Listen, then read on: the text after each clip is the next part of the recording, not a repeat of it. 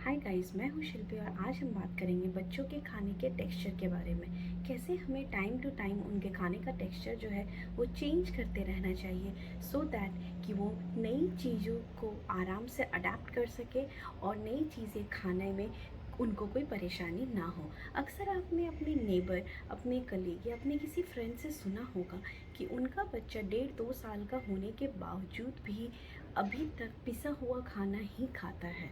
वो कुछ भी सॉलिड जो है वो हैंड मैश या फिर हल्का सा ही उसको किसी ग्रेवी में गीला करके भी वो एक्सेप्ट नहीं करता है। जब तक वो उसे पिसा हुआ खाना नहीं खिलाते हैं वो खाना खाता ही नहीं है।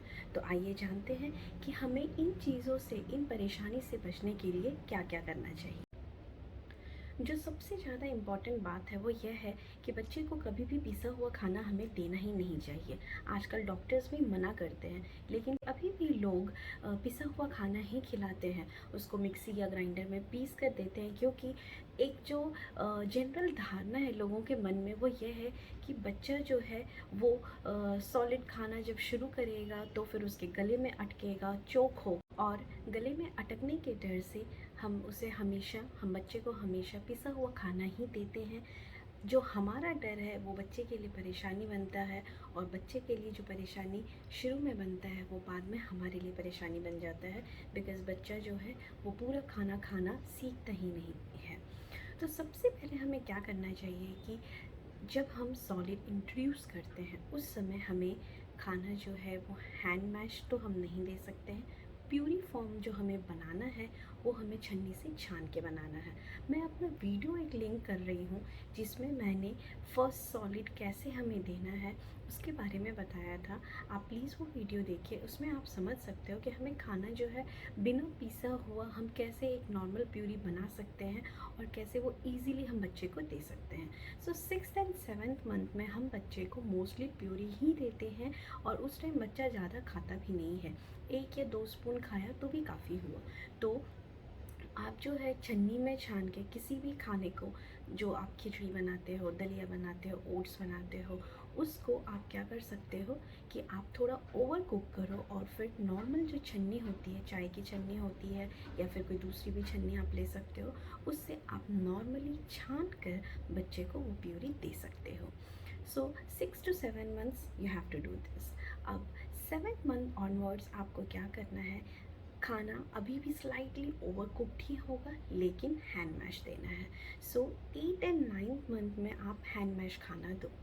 जैसे चावल को थोड़ा ज़्यादा पकाया, उसको दाल और सब्ज़ी के साथ हैंड मैश करके दिया। रोटी को आप बिल्कुल पतली रोटी बना सकते हो, चपाती बना सकते हो, दाल में डुबोकर जब वो थोड़ा सा गीला हो जाता है, सॉफ्ट हो जाता है, तो आप उसे दे सकते हो। जब हम डोसा देना चाहते हैं अपने बच्चे को तो हमारे दिमाग में सबसे पहला क्वेश्चन ये आता है कि डोसा हम कैसे दें, क्या वो चबा पाएगा।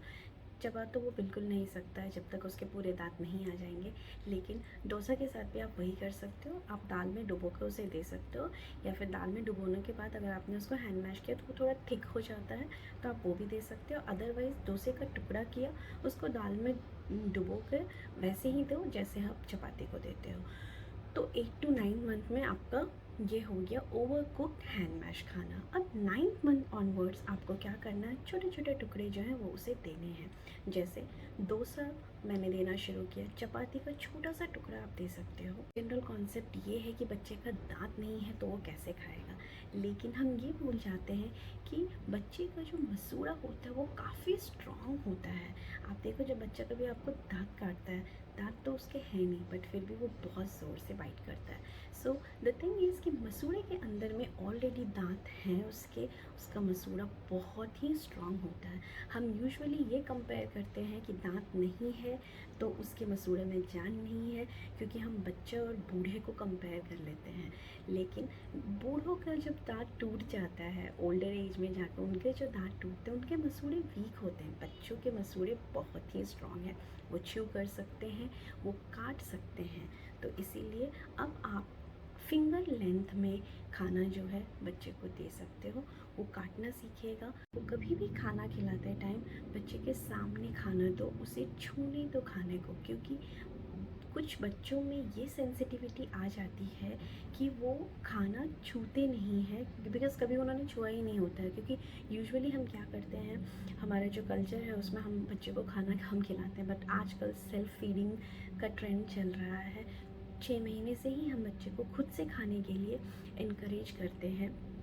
तो आपको क्या करना है, पहले आप खाना उसको खिला दो, बट लास्ट में थोड़ा सा खाना बच्चे के आगे रखो, सो दैट कि वो उसको हाथों से मैश करे, वो छुए, वो टेक्सचर को पहचाने। वो वेस्ट करेगा, लेकिन ये उसके लिए पहचानना बहुत ज़रूरी है कि वो क्या खा रहा है। छूना बहुत ज़रूरी है, अदरवाइज़ कुछ बच्चों में टेक्सचर को लेके सेंसिटिविटी हो जाती है और वो फिर बाद में वो सब एक रिपल्सिव एक्शन में आता है। सो बच्चे को खाने को छूने दो, देखने दो, क्या खा रहे हैं वो, उन्हें वो महसूस करने दो, फील करने दो।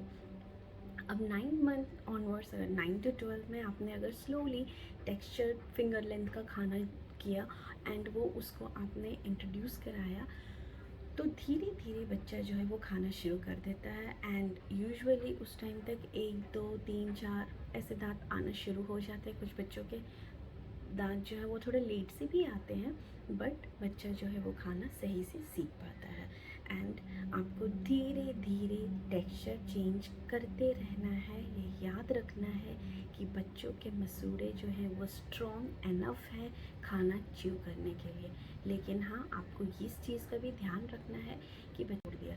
देखो, किसी भी चीज़ के साथ बच्चे को हमें अनअटेंडेड नहीं छोड़ना है। ये मैं अपने हर वीडियो में कहती हूँ और फिर से रिपीट करूँगी कि बच्चे को कुछ भी देकर हमें छोड़ना नहीं है।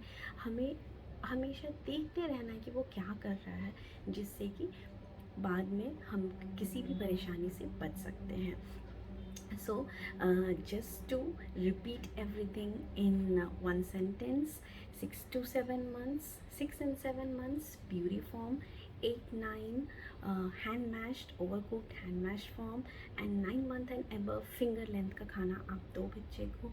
वो टेक्सचर को जानेगा, समझेगा, फील करेगा और उसे सेल्फ फीडिंग के लिए भी आप इनकरेज करो। क्योंकि कुछ बच्चे जो होते हैं वो आराम से सेल्फ फीडिंग में चले जाते हैं, आपको कुछ मेहनत नहीं करनी पड़ती है।